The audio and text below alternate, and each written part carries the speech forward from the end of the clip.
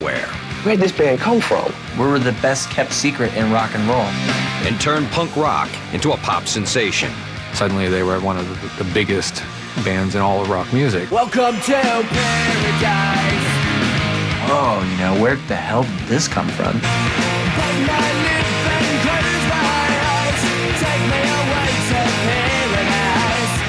Green Day led the second coming of punk, with volatile melodies that appealed to seething masses of suburban youths. Whoa, you know, these kids are showing up really early and rushing the guards just to see our band play. We got on the stage and it was insane.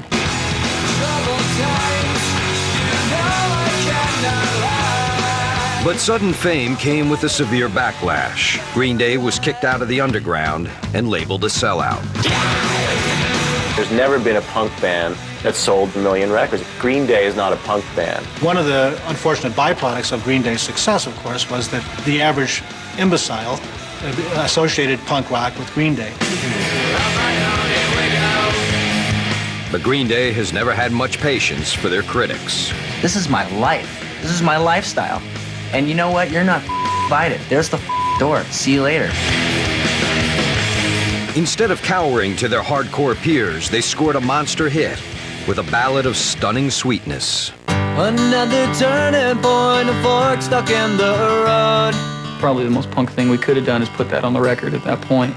I just knew that the reaction was going to be really bizarre, but huge. It's something unpredictable, but in the end is right. I hope you had the time of your life. Ultimately, the band discovered how to be punk on their own terms. Just be honest with yourself. Now, mayhem, mosh pits, and mudslinging. I'll fight for my band. I don't give a Green Day, the story behind the music. Come on, buddy.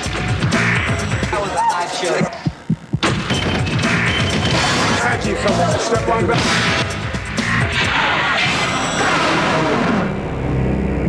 Did you know that they can play over 2 instruments? Don't believe me? Watch this.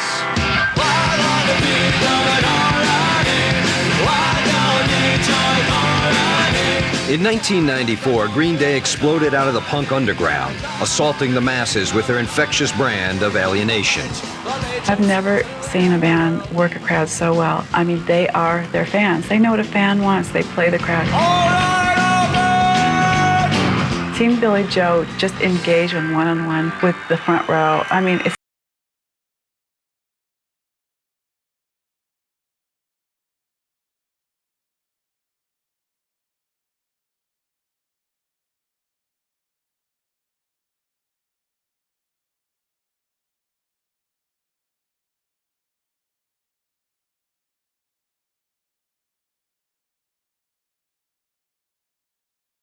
to their success. They used the punk scene as a stepping stone to become rock stars. That was kind of the feeling. What they represent is not the essence of punk rock. They represent the kind of smiley face, la-la-la, happy type pop face of punk. I mean, real punk rock is just not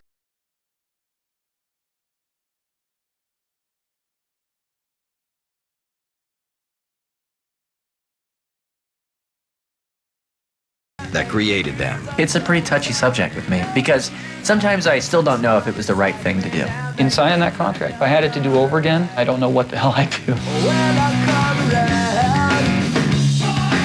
There is the side of me that sometimes wishes that I never did sign to a major label.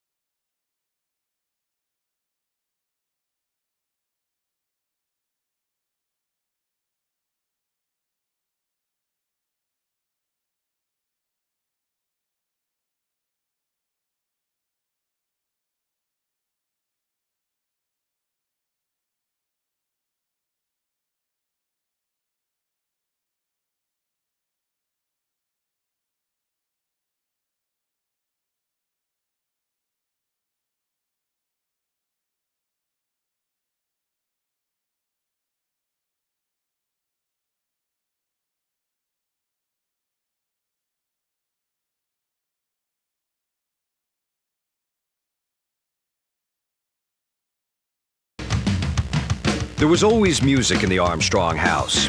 His dad was a jazz drummer, and by the age of 8, Billy Joe was playing guitar. Trying to mimic the pounding chords of heavy metal he heard on the radio. I really started getting into music at a pretty young age, the early Van Halen days, or AC/DC.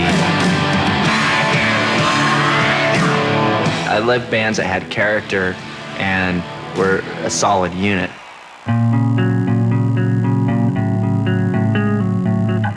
But when Billy Joe was just 10, the solid unit of his family was unexpectedly torn apart. My dad got cancer of the esophagus, and it ended up spreading to the rest of his body. And by the time the doctor said that he got it, 3 months later, he was dead.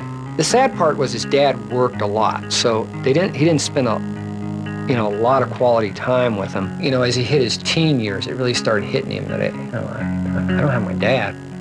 His mom had to wait tables at night to support the family, so the kids were left to their own devices.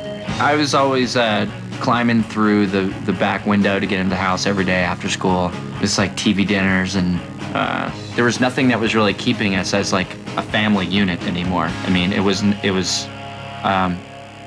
we put the funk back in dysfunctional, let's put it that way, you know?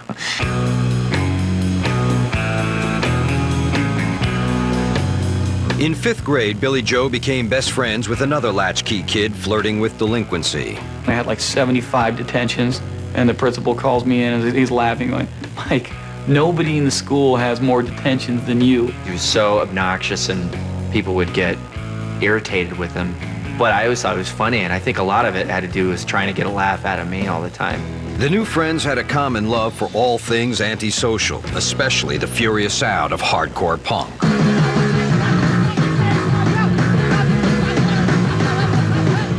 You hear that stuff, you're like, oh, wow, that's cool. It's got total energy, and it sounds like it's coming from people that are playing out the same kind of amps that I have. You know? Crap. As they entered their teens, Billy Joe and Mike started venting their adolescent angst through songs. Sweet children, sweet children. They formed a band called Sweet Children, and friends plugged them into an alternative music scene just 15 miles down the freeway. They kept talking to me about this place called Gilman Street in Berkeley. 924 Gilman Street was a mecca for punk rockers from the Bay Area, an old warehouse that had been converted into a club. We'd see like punks that were sitting on the steps and, you know, looking very mean. Inside Gilman's concrete walls, punk carried an almost sacred code of ethics.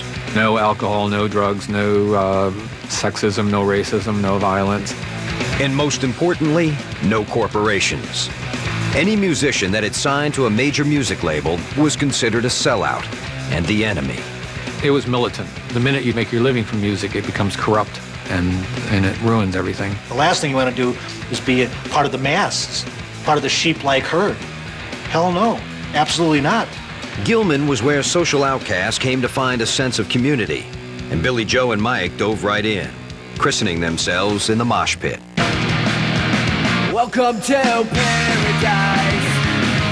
There's a circle pit. I run in, we're running around in circles and having a blast. I remember this one punk guy jumps over and his Doc Martin caught me right in the forehead. He got buckled, you know, it was harsh. It knocked me flat out. But for the first time in their lives, the 15-year-olds felt like they belonged somewhere. At school, I felt sort of like invisible and I didn't exist, where there, I felt invisible, then I didn't exist, but I did it with a bunch of other people that felt the same way. And I'm never gonna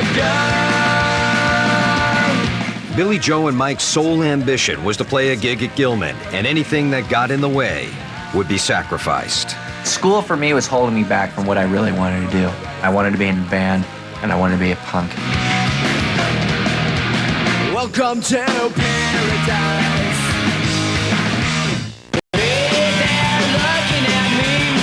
Tell me, what do you see? In 1987, 15-year-olds Billy Joe Armstrong and Mike Dirnt had formed a band called Sweet Children, pumping out their own brand of blue-collar punk. My chance is looking up at It was their dream to play Berkeley, California's punk mecca, Gilman Street. But at first, their sound was considered too melodic for the club's hardcore counterculture ethics. Standing across the room, are you leaving soon? We've never been entirely embraced by the punk rock community because we do sing love songs. There was a lot of the punker than thou kids who never liked them, who would make fun of them for being too sweet and too innocent and too pop. But in 1988, they finally convinced the managers of the club to give them a shot.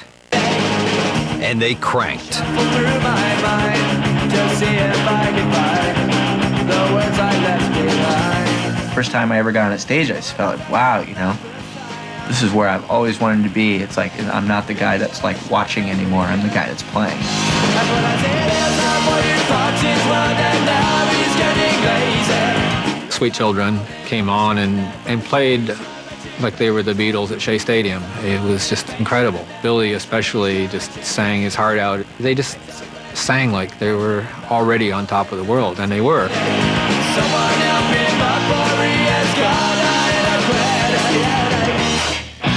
got a When they turned 17, they decided they'd outgrown the name Sweet Children.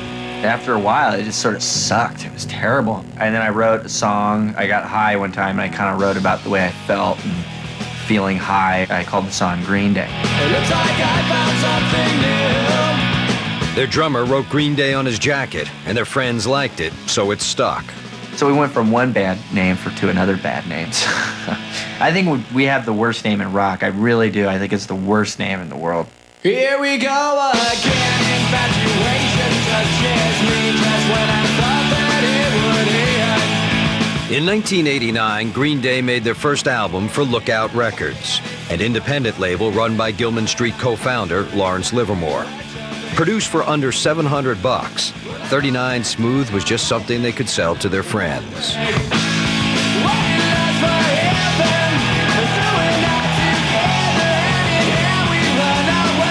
There was no way that we could become famous off of doing it or become rich or anything like that. Corporate America wasn't concerned about us, and we weren't concerned about them, and there was never the idea that they would be interested. It was about community and just the whole spirit of it. We would play, and our friends would be watching us play. Anything other than that is an outsider, and it's sort of the enemy.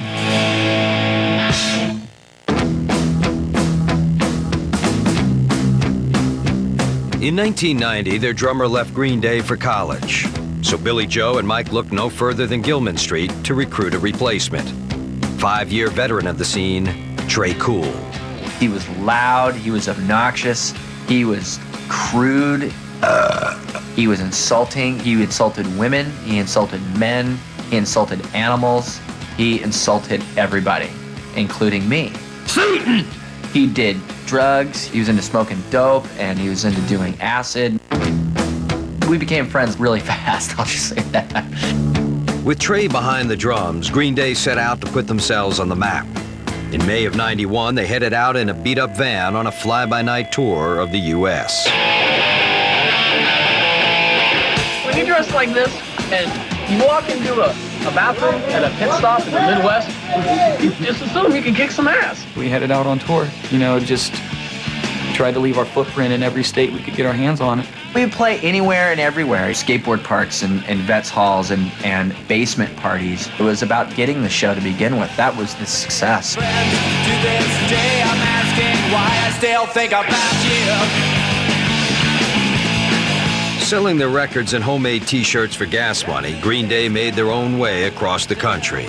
Just because there's no promoter, just because there's no agent or a manager or a huge record contract or a tour bus or even a place to sleep for the night does not mean that you can't be doing this on your own. Expect the van to break down, you know, and expect to run out of money, but expect to have a good time. You guys got a place to stay? Yeah. Your mom's house. They crashed wherever they could, making themselves at home in fans' houses.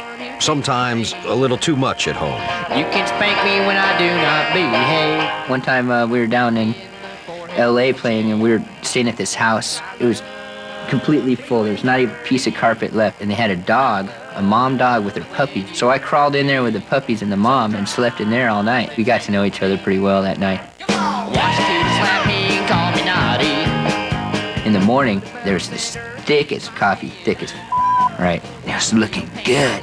There's no milk or anything, and I like a little milk in my coffee. So I started looking at that dog, the mom dog, with the big old engorged breasts that she had, and then I milked the dog into the coffee.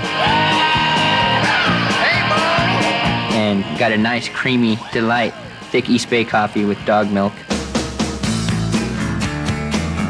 Trey wasn't the only one making friends on the road.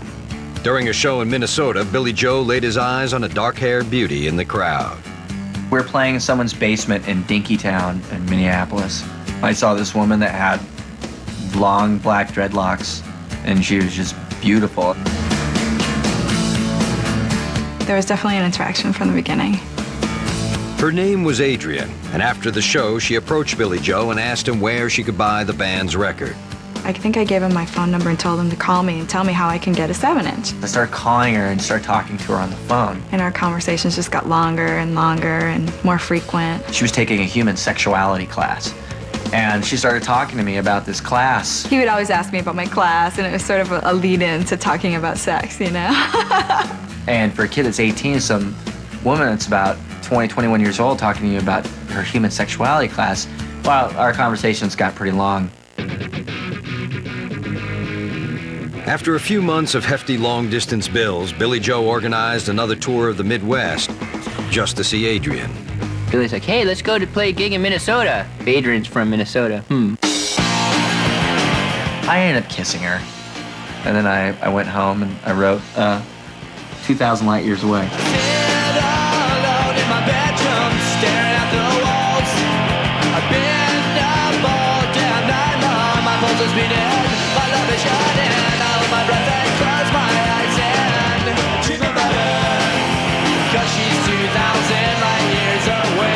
It was a very sweet song, and, you know, him writing a song for me was very romantic and exciting.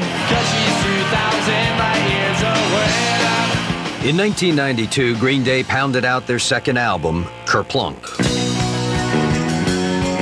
They ended up selling 70,000 copies, an astonishing amount for a band on a tiny independent label with no distribution system. Kerplunk came out, we ended up doing a tour, and something happened. Our shows were getting pretty big. People were singing along to our songs, and we were like, whoa, you know, where the hell did this come from? So many people would come up to us afterwards going, man, where can I get your record? You know, it was just becoming more and more apparent that we were playing to more people than our records were getting to. Green Day was outgrowing the punk community that had nurtured them, and they were about to face a critical decision. Stay small or merge into the mainstream and betray everything punks believed in.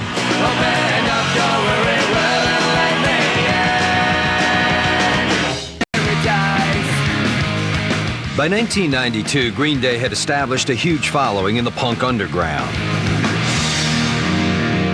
They had sold 70,000 copies of their second album, Kerplunk, on word of mouth alone. It had nothing to do with a major record company. It was our thing, and we did it off being self-sufficient, for God's sake. We did it on our own philosophies, you know, and we stuck to them. Something started happening that we didn't really expect at all. What happened was Nirvana.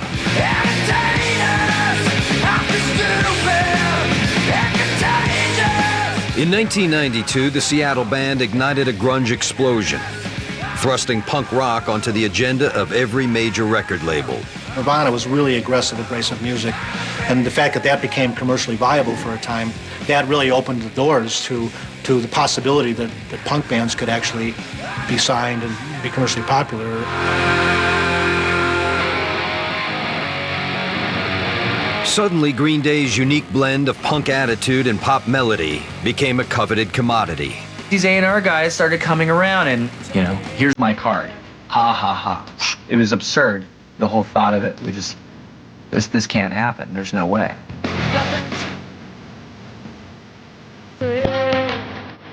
Signing with a major label went against everything Green Day and their punk fans believed in. Not only were we on an independent label, but we were adamantly against major labels at the time. It was all just watered down pop crap. I mean, I never watched MTV. I never listened to the radio.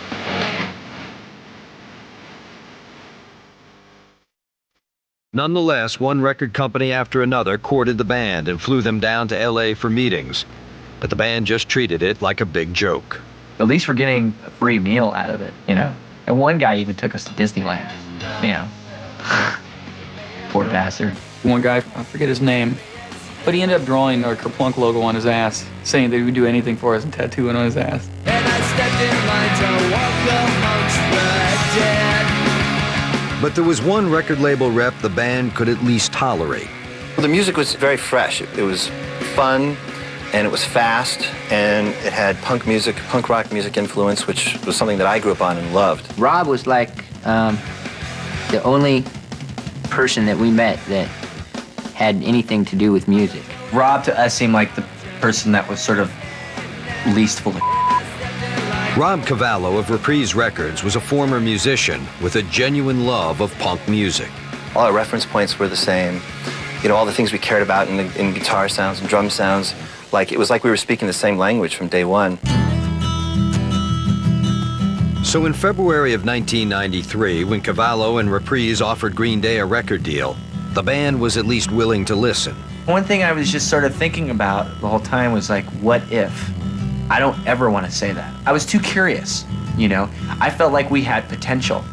I don't know if it was potential for failure or potential to being the biggest band in the world. All I know is we had potential, and I started thinking about that. They said, you know what, our music deserves to be heard by a broader audience. We think that we've taken it as far as we can.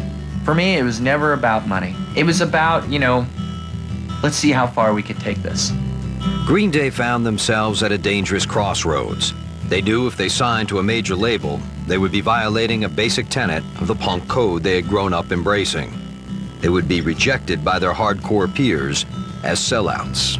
We knew that it was going to get a lot of if it went down. It was scary. We didn't know what would happen. We didn't know what the backlash would be, which was probably one of the reasons why we decided to do it, because we were like, it. It was kind of like, you know what, if we're going to do this, you either do it all the way or don't do it at all. And so we did. We removed ourselves from the punk community at that point.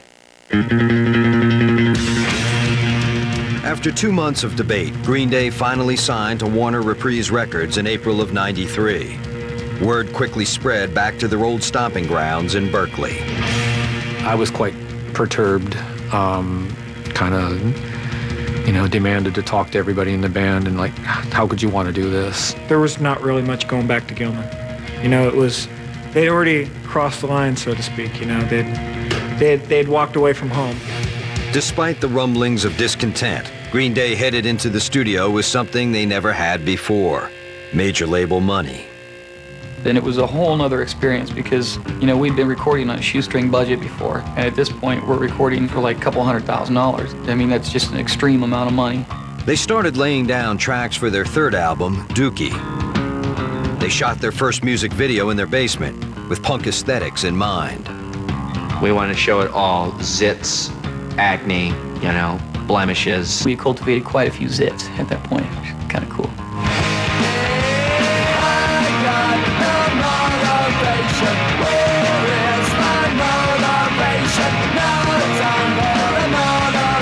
We had a friend of ours that said, oh, a friend of mine saw your video and she said that you guys were really ugly. There's that band that's really ugly. And it's like, it's kind of cool. Ugly or not, when Dookie hit the stores in February of '94, MTV and mainstream radio jumped right on it. Hey, we're Green Day. You're watching MTV. And this is a promo.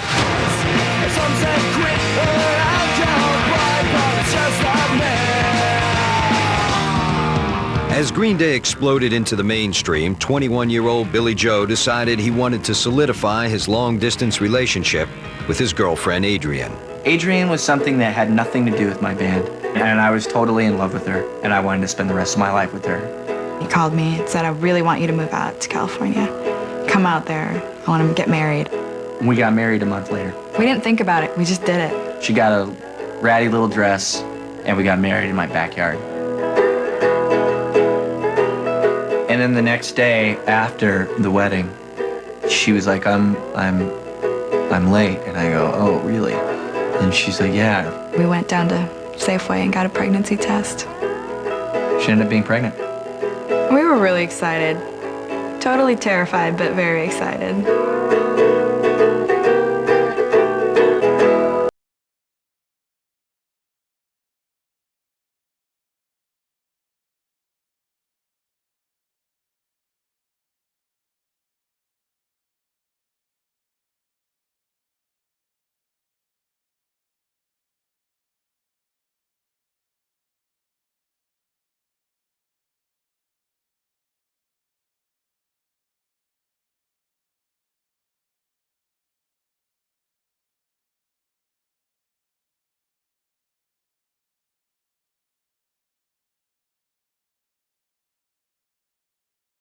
We got on the f***ing stage, and it was insane.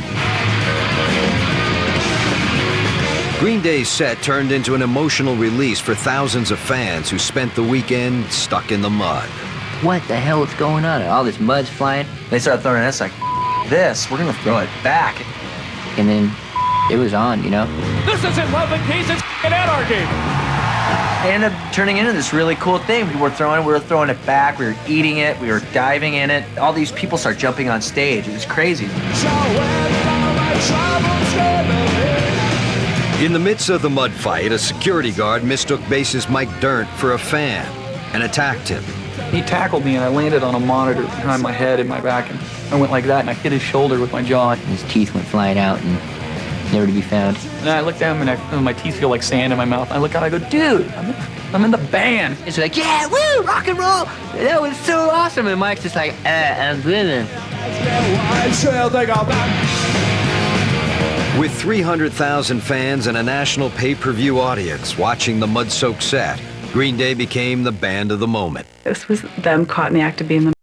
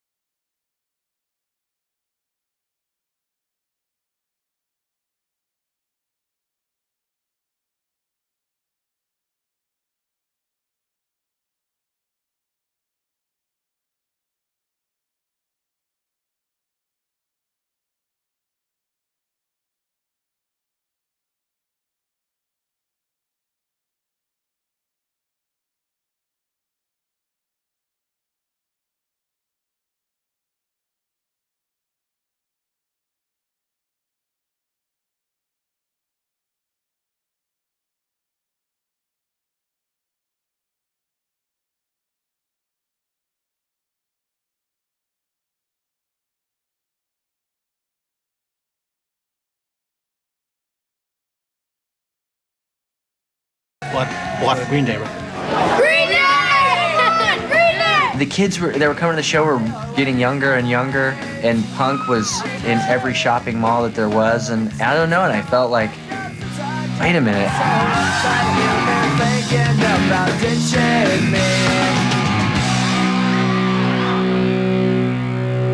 The B-side to Green Day's fame was an ugly backlash. Purists began to assail the band, writing them off as turncoats and watered-down punk imposters. Even sort of these mainstream journalists were calling us a bunch of sellouts or whatever, and I was just like, look who the is talking. Real punk rock is all about breaking cultural and social taboos. It's about offending people. It's about making them uncomfortable. It's about shocking the sensibilities of squares. It's about being abrasive, obnoxious, aggressive, and primitive. That's what it's about. And therefore, by those criteria, I mean, Green Day can hardly be said to be a punk band. I think Green Day is aiding in the sellout of punk. There's never been a punk band that sold platinum records. You know, like Green Day is not a punk band. I've had this burning in my guts now for so long. It did piss me off quite a bit because, you know, I was just being myself. This is my life. This is my lifestyle. And you know what? You're not invited. I'll fight for my band. I don't give a that. If you say something to my face, you might be picking yourself up off the ground after.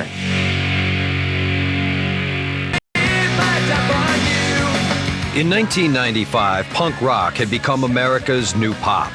and Green Day's major label debut, Dookie, was on its way to selling 10 million copies.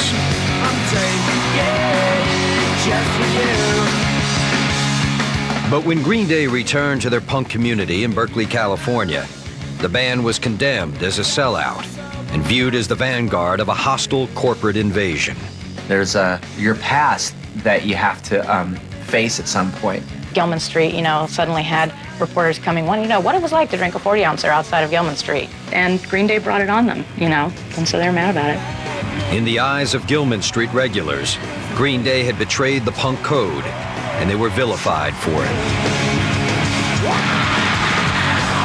They were doing something which was considered treasonous, and therefore they were treated with tremendous abuse. They'd walk down Telegraph Avenue, and the gutter punks, the kids who sit along the side of the street, would hiss, "Hey, rock star." What brings you around? Did you lose something the last time you were here? People were like frothing at the mouth. They would go play in local places, and people would be harassing them and abusing them and screaming at them and throwing stuff at them and just treating them like dirt. There were so many nights where we'd almost get into fights with kids being like, trying to spit on the band, "Oh, you're sellouts." It's like all your old friends that you used to hang out with, or all this kind of community, suddenly sort of rejects you. A fair number of people at Gilman did feel betrayed, started saying terrible things about them. If I see Billy Joe ever, I'm going to kick his ass because he ruined the punk scene. It was just ugly and stupid.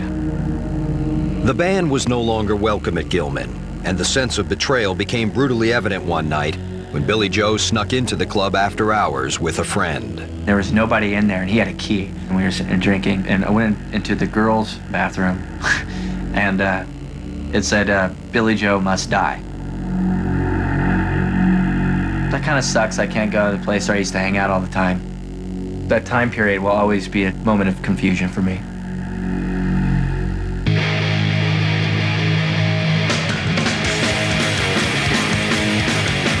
In 1996, wounded by the rejection of their punk peers, Green Day entered the studio to record their fourth album, Insomniac. They answered their critics by composing the hardest, angriest songs of their career.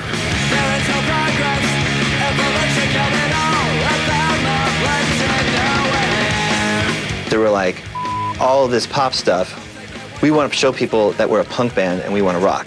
That record held a lot of pent-up aggression, and frustration and discontent. We were always just trying to get tough, as hard as we could play. It just sort of came out bleak sounding. Mind is set on an overdrive. It felt a lot like Green Day was trying to say, hey, we're not like sellouts, we're still just as edgy as ever. The ironic thing was that they were never that edgy and dark and harsh before. That's the point of delirium. On my own, here we go. When Green Day set out on a tour in support of Insomniac in late 1996, they felt like they were losing their focus. I think that we were going pretty mental at the time. We started just kind of losing the desire to want to play, and we didn't know what it was for anymore.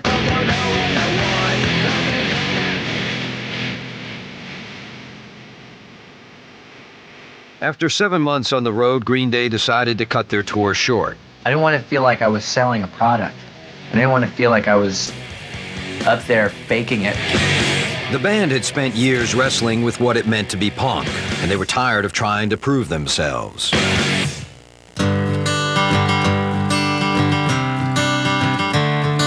With their fifth album, Nimrod, they would transcend all the trappings of traditional punk rock.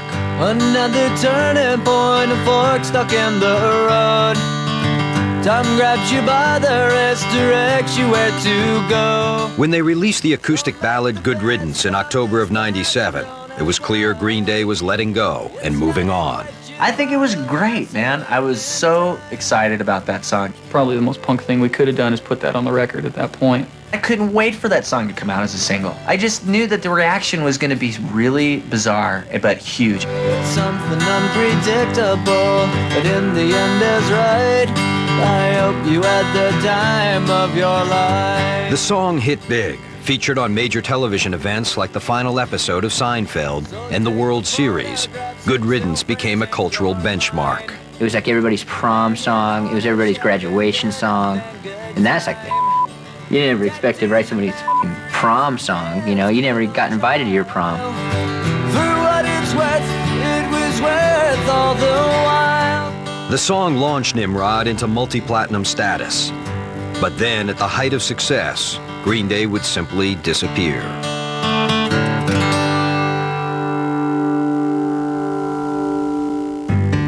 In September of '98, Billy Joe became a father for the second time, and he was frustrated by the long periods he spent away from his family. I was on tour the entire time she was pregnant with Joey. I was on tour the entire time she was pregnant with Jacob. You start to just feel like, God, I'm completely useless when it comes to being at home. I think it was really hard for him to be on tour and to be a dad and try to be a husband. At that point, we were strained, very strained. Billy Joe had lost his father as a kid, and he decided he wasn't going to let his children grow up without one. Billy at that time had said, I wake up every morning and think about quitting. I've been in a band for 10 years, and I was like, okay, and it had been constantly going. I just wanted to stop. Let's just stop. So in November of '98, the members of Green Day decided to split up, taking a break from each other and the music business. I think a lot of people thought that it was the end of us.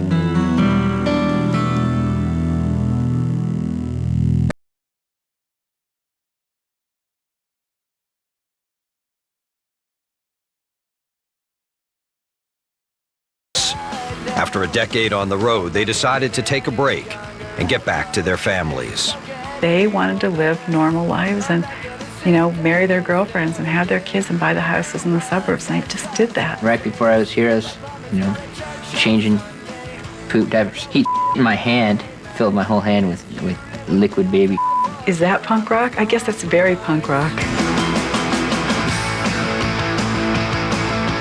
We'd all gotten a chance to stop and take a look at how things are going on around us. I think Billy got a really good perspective on, you know, looking at the world around him. He was able to have time to just really be reflective and think about who the hell am I right now. Verses are you know, the scats. Choruses are the pads. Okay. Which is basically the same notes that you guys are playing, but just holding it and like doing swells instead of scat. Okay. Over the course of a couple of years, the band gradually started playing again, writing new songs one day a week in Billy Joe's house. Let's live life. Don't push it. Wait to be inspired. Just have 12 inspired moments and put them on a CD. After all these years, is it still possible for Green Day to make a great record? Of 2000.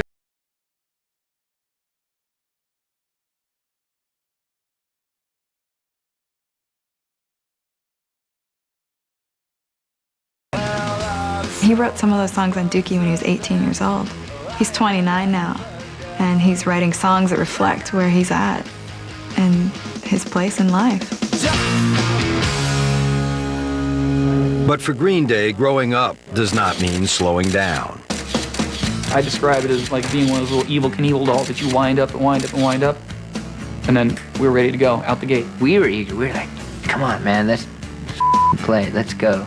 Except now when they hit the road, the wives and kids will be on the tour bus with them. We're gonna load up the tour bus with a bunch of toys and bicycles, and we're gonna bring the kids and make it the summer camp. Green Day couldn't care less. Eventually you come to realize that, you know, they don't know and their opinion is ridiculous anyway, so I mean,